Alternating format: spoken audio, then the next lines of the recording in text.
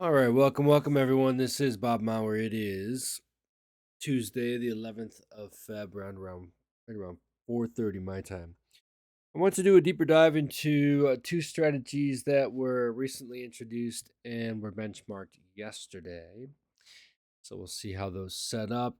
Go over a bit of the backstory so you know why I published them, and make sure everybody's on the same page in terms of risk reward and entries and exits.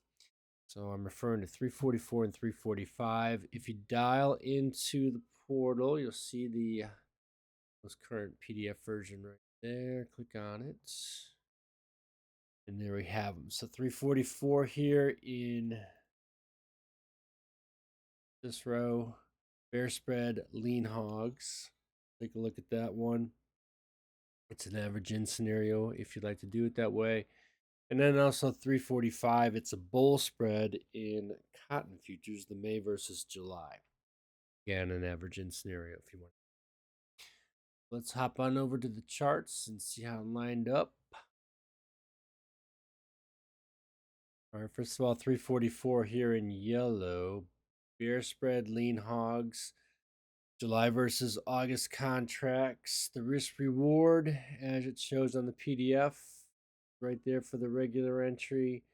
And then for the more aggressive average in traders, per two lot, you averaged in the risk and the potential reward would be there. All you do is get level one, meaning the market rallies to the first entry level and then breaks down to the first target. That would be a gain of around 220. So why is this one looking good? Bear spread this bear spread has been profitable the last 13 out of the last 15 years. Two losing years were 2024, so just last year, and then 2019, a handful of years ago. In looking at the price entering into the seasonal window, comparing it with that chart you're looking at and right in front of you there, the contracts will be trading. I didn't see a whole lot of correlation in terms of 2019, but I did see some correlation in terms of 2024, but that's not that big of a deal. In terms of the price structure, though, the 2024, I don't see a whole lot of similarity. Choppy. This chart that we're looking at, the contracts we're looking at, more of a choppy to the downside bias. I don't see that in 2024. 2019, I do see some similarity.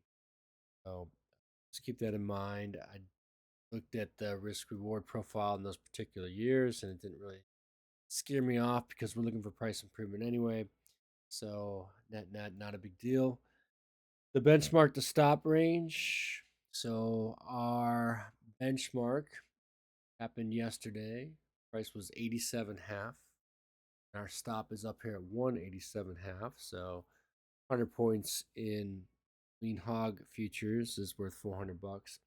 That would have been enough room to stay on board 14 out of the last 15 years, the one exception 2024 last year. So for the most part, we are giving this particular strategy based on where our stop is and where the seasonal window started.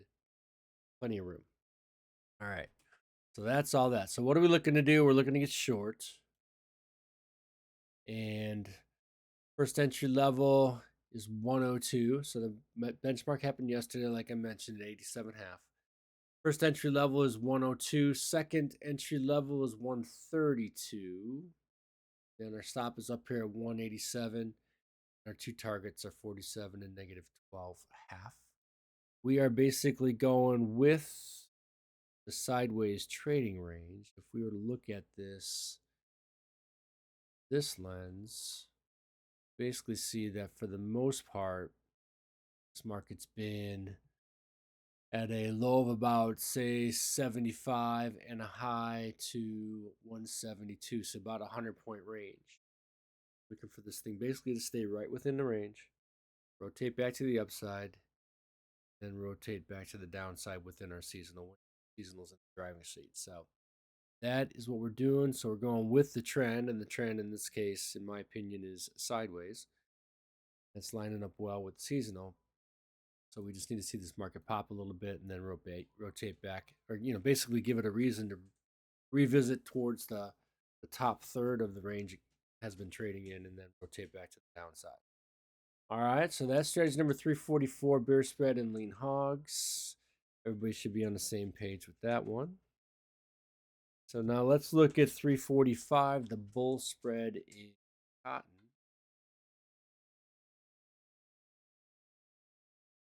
All right, so we'll go over what's in yellow here. Cotton number 2, long May, short July, margin requirement about 440-ish. Then we've got our risk to reward profiles. Pretty low risk in terms of the more regular entry type trader who's the more conservative entry level, which also means less likely to get in terms of probabilities. But nonetheless, it is what it is. And then for the more aggressive average in traders, per 2 lot, risking 300 to either make 570 or 80. And again, same scenario. If all you do is get in at entry level 1 and then get out at target 1, the gain would be about 250. All right, that's that. What's the backstory on this one? Well, similar to the lean hog I just mentioned, it's been a profitable strategy 13 out of the last 15 years. Losing years was 2021 and 2017.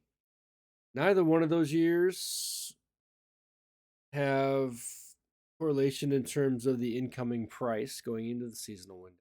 I don't see any similarity or worry there. In terms of the price structure, I do see some similarity with 2021, but none with 2017. So, not overly concerned in terms of history repeating itself, specifically looking at the losing years. Our benchmark to stop range, market was benchmarked yesterday at negative 109. Stop at negative 153. That is a $220 difference between those two. Basically, the amount of room we're giving this.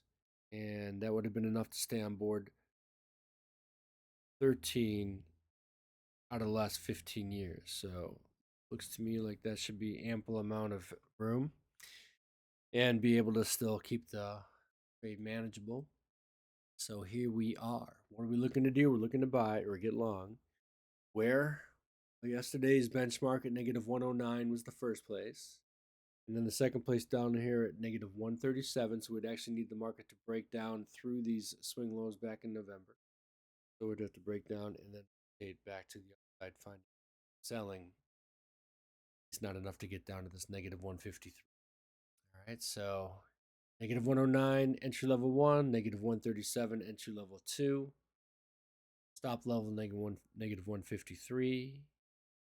Our targets are negative 66 and negative 5. This negative 5's a bit of a stretch, but nonetheless, I'm going to keep it where it's at right now. Maybe it's one of those years where the market does have some kind of explosive move.